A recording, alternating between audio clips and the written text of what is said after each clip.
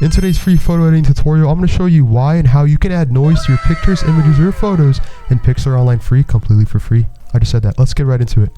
Okay, so step number one is once you have your image under Pixlr, click Filter, and once you're under Filter, go to the first tab, Details, and then click Add Noise.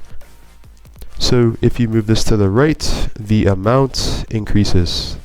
And as you can see, our image is getting more pixelated or decreasing in quality as it looks like it. And this is the before. And this is the after. This is cool if you want to add a white noise effect on thumbnails or anything that you desire, but this is for educational purposes only. Thanks for watching. Drop this video a like, comment down below, share the video, and follow for more free tutorials. I'm out.